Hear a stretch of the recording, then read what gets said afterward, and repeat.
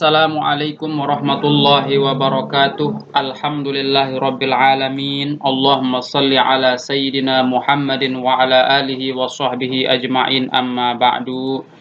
Teman-teman yang dirahmati Allah, hari ini kita akan melanjutkan pelajaran Nahwu Dasar, di mana pada kesempatan ini kita akan sama-sama membahas majruratul asma yang ketiga, yaitu adalah at-tawabi'u. Tawabi ini terbagi dia menjadi 4. Yang pertama adalah na'tun, na'at, atfun, yang kedua atof, taukidun, yang ketiga taukid, dan yang terakhir atau yang keempat adalah badalun, badal. Kita akan bahas satu persatu insyaallah. Kita mulai dari tawabi yang pertama, yaitu an-na'tu awis sifatu. Na'at atau yang biasa disebut juga dengan sifat. An-na'tu awis sifatu, na'at atau sifat, huwa tabi'un. Dia adalah salah satu daripada tawabi. Yuzkaru, yang disebutkan itu na'at, libayani sifatin, untuk menjelaskan tentang sifat, min sifati ismin qablahu, dari beberapa sifat kata benda sebelumnya. Jadi na'at itu adalah sifat yang menjelaskan kata sebelumnya. Mislu, contohnya, ja'a at-tilmizu al-mujtahidu. Ja'a di sini adalah fi'il madi. Kemudian at-tilmizu di sini kedudukannya adalah sebagai fa'il. Waalaikumsalam. At-tilmizu di sini kedudukannya sebagai fa'il. Al-mujtahidu di sini menjadi na'at dari at-tilmizu. Nah, di sini karena at-tilmizu kedudukannya sebagai fa'il, maka dia marfu, tanda rofa'nya di sini adalah dhammah karena dia isim mufrad. Nah, yang namanya na'at itu harus mengikuti isim sebelumnya. Isim sebelumnya di sini adalah at-tilmizu, disebut dia dengan man'ut. Al-mujtahidu ini adalah na'at yang mengikuti man'utnya, yaitu at-tilmizu. Karena dia mengikuti man'utnya, di sini at-tilmizu dia dhammah, maka al-mujtahidu juga harus dhammah. Itulah yang disebut dengan tabi. Tabi itu selalu mengikuti isim yang menjadi matbu'nya. Kalau dia di sini pembahasannya adalah na'at, maka na'at itu selalu mengikuti man'utnya. Baik itu ketika dhammah atau ketika marfu, kemudian mansub dan majrurnya. Contoh berikutnya, ra'aitu tilmidza al-mujtahida.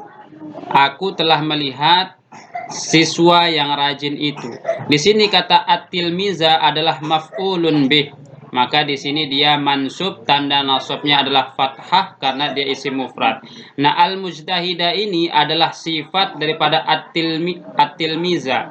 Maka karena di sini at-tilmiza dia mansub, maka al-mujtahida ini juga dimansubkan. Kenapa? Karena dia ini adalah mengikuti man'utnya atau mengikuti yang disifati. Di sini adalah at-tilmizu. Selanjutnya contoh yang ketiga, marartu bitilmizil mujtahidi. Aku bertemu dengan siswa yang rajin. Kata at-tilmizi di sini dia majrur karena di sini ada huruf jar. Huruf jar itu kan fungsinya adalah memajrurkan isim. Nah, karena di at-tilmizi ini sebelumnya ada huruf jar, maka dia di sini dibaca majrur. Itu majrur dengan huruf jar. Kemudian al-mujtahidi ini karena kedudukannya sebagai sifat atau na'at, maka dia juga harus majrur mengikuti man'utnya, yaitu at-tilmizi. Jadi dia mengikuti i'roban dari at-tilmizi karena posisinya sebagai na'at dari at-tilmizi. Contoh berikutnya, ja'al waladu an-nasyitu. Telah datang anak yang rajin itu. Al-waladu di sini sebagai man'ut dia dhammah, maka na'atnya an-nasyitu juga didhammahkan. Jadi harus selalu sama i'robannya. Kalau man'utnya dhammah, maka na'atnya juga harus dhammah. Contoh berikutnya, ra'aitul walada an-nasyita. Aku melihat anak yang rajin itu. Di sini al-walada dia mansub sebagai maf'ul, maka naatnya di sini an-nasyita juga harus mengikutinya, yaitu menjadi mansub. Tanda nasabnya di sini adalah fathah karena dia isim mufrad. Kemudian selanjutnya contoh yang terakhir, marartu bil waladi an-nasyiti. Aku bertemu dengan anak yang rajin itu. Kata al-waladi di sini dia majrur karena ada huruf jar yaitu ba. Maka an-nasyiti karena dia menjadi sifat dari al-waladi, dia juga harus dijarkan atau majrur mengikuti man'utnya. Nah, jadi kesimpulannya naat itu adalah isim yang mengikuti i'roban dari isim sebelumnya. Kita akan lanjutkan pembahasan tentang apa saja yang diikuti dari naat itu sendiri. Wayajibu ayat ba'an na'tu man'utahu. Wajib hukumnya naat itu mengikuti man'utnya. Man'ut ini adalah isim yang disifati. Jadi sifat itu harus mengikuti mausufnya, atau naat itu harus mengikuti man'utnya. Apa saja yang perlu diikuti? Yang pertama fi i'rabihi, pada i'rabnya, seperti contoh yang tadi, ustazun jadidun, ustadz yang baru. Di sini ustazun sebagai man'ut, jadidun sebagai sifat, maka dia di sini sama-sama marfu.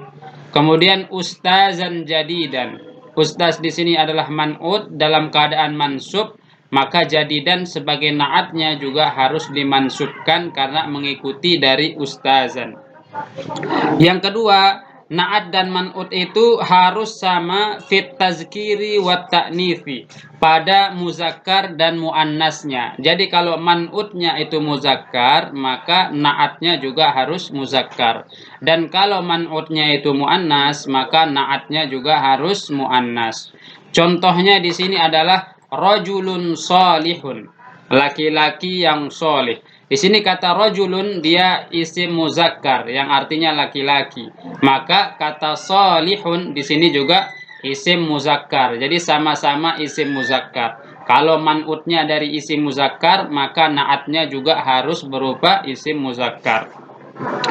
Contoh berikutnya imro'atun solihatun, perempuan yang solihah. Di sini kata imro'atun dia muannas, maka kata solihatun ini juga muannas. Jadi kalau man'utnya muannas, maka naatnya juga harus muannas. Selanjutnya di sini yang ketiga, naat itu harus mengikuti man'utnya fit ta'rifi wat tangkiri, pada ma'rifat dan nakirohnya. Jadi kalau man'utnya ma'rifat, maka naatnya juga harus ma'rifat. Kalau man'utnya itu nakiroh, maka naatnya juga harus nakiroh. Mislu contohnya di sini al-hadisus sahihu, hadis yang sahih. Di sini kata al-hadisu dia ma'rifat dengan alif lam. Di awalnya di sini ada alif lam, maka dia disebut dengan ma'rifat bi al. Maka as-sahihu di sini juga ma'rifat dengan al. Jadi harus sama-sama ma'rifat. Jadi kata al-hadisu disebut man'ut, kata as-sahihu disebut sifat. Kemudian di sini kita lihat juga sama-sama dhammah ya. Sama-sama marfu. Kemudian contoh berikutnya hadisun sahihun. Nah, di sini kata hadisun dia berupa isim nakirah. Maka naatnya juga harus berupa isim nakirah, sehingga menjadi hadisun sahihun.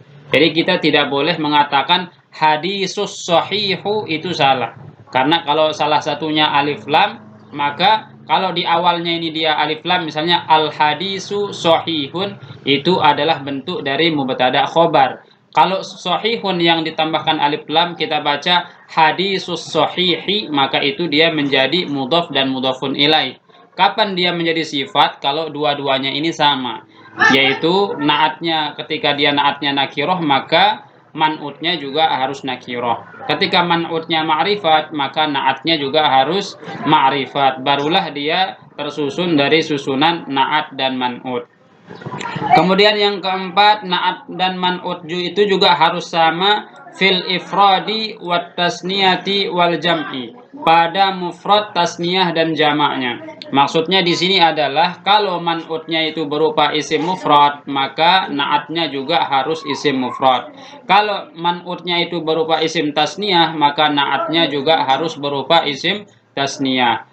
Begitu juga kalau na'atnya itu berupa jamak, maka man'utnya juga harus berupa jamak. Contohnya di sini yang berupa mufrad, rajulun muslimun, seorang laki-laki yang muslim. Di sini adalah satu orang laki-laki yang muslim. Imra'atun muslimatun, satu orang perempuan muslimah. Jadi itu menunjukkan satu orang. Yang namanya isim mufrad itu kan yang menunjukkan satu orang. Kemudian contoh yang tasniyah adalah rajulani muslimani. Kata rajulani di sini adalah man'ut, muslimani adalah na'at. Jadi dua orang laki-laki yang muslim. Maka kalau di sini man'utnya berupa isim tasniyah, maka na'atnya juga harus ditasniyahkan. Contoh berikutnya imro'atani muslimatani, dua orang perempuan yang muslimah. Nah, itu juga sama ya. Kalau man'utnya tasniyah, maka na'atnya juga harus tasniyah. Contohnya yang jama' adalah rijalun muslimuna. Kata rijalun di sini adalah jama', yang artinya para lelaki. Di sini bentuknya adalah jama' taksir dengan wazan fi'alun. Kemudian muslimuna di sini adalah jamak juga, walaupun di sini dia berbentuk jamak muzakkaris salim, karena rijalun itu adalah jamak taksir lil akil, orang yang berakal, para lelaki. Maka jamak yang bersanding dengannya adalah muslimuna, yaitu jamak muzakkaris salim. Di sini dia mutobaqoh, sama-sama jamak. Kemudian berikutnya nisaun muslimatun, para perempuan yang muslimah. Di sini nisaun adalah jamak dari imro'atun, imro'atani nisaun. Kemudian muslimatun di sini adalah jamak muannasis salim, sehingga di sini mutobaqoh antara na'at dan man'utnya, atau harus selalu sama antara na'at dan man'utnya. Jadi itu adalah kaidah daripada na'at dan man'ut. Nah, yang perlu kita ketahui juga teman-teman sekalian, bahwa an-na'tu itu, na'at itu terbagi menjadi dua. Ada namanya na'at hakiki atau an-na'tu al-haqiqiyu, ada namanya na'at sababi. Nah, na'at hakiki itu adalah na'at yang langsung menjelaskan man'utnya. Contohnya ja'a rajulun salihun, telah datang laki-laki yang soleh. Yang soleh ini siapa? Ya laki-laki itu ya. Jadi langsung yang dijelaskan di sini adalah man'utnya, yaitu rajulun. Telah datang laki-laki yang soleh. Siapa yang soleh? Laki-laki. Ja'at imro'atun jamilatun, telah datang perempuan yang cantik. Siapa yang cantik? Perempuan. Nah, di sini kata jamilatun adalah na'at hakiki, karena dia menjelaskan man'utnya secara langsung. Nah, kalau na'at sababi adalah kebalikannya, yaitu adalah yang menjelaskan man'ut secara tidak langsung, atau menjelaskan sesuatu yang berkaitan dengan man'utnya. Contohnya di sini adalah ja'a rajulun sholihatun zaujatuhu, telah datang laki-laki yang soleh. Siapa? Istrinya. Jadi yang dijelaskan di sini bukan rajulun, tetapi yang dijelaskan di sini adalah istri dari rajulun. Nah, itu disebut dengan na'at sababi. Dia adalah na'at yang menjelaskan secara tidak langsung daripada man'utnya. Gitu.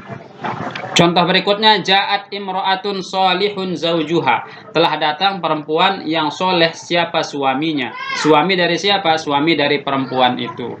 Maka di sini disebut dengan na'at sababi, yaitu na'at yang menjelaskan hal yang berkaitan dengan man'utnya. Demikian pembahasan kita tentang na'at dan man'ut. Semoga dapat dipahami. Jika ada yang perlu ditanyakan atau kurang jelas, bisa kita diskusikan di kolom komentar. Demikian kita tutup dengan sama-sama melafazkan hamdalah dan doa kafaratul majlis. Alhamdulillahirabbil alamin. Subhanakallahumma wa bihamdika asyhadu an la ilaha illa anta astaghfiruka wa atubu ilaik. Wassalamualaikum warahmatullahi wabarakatuh.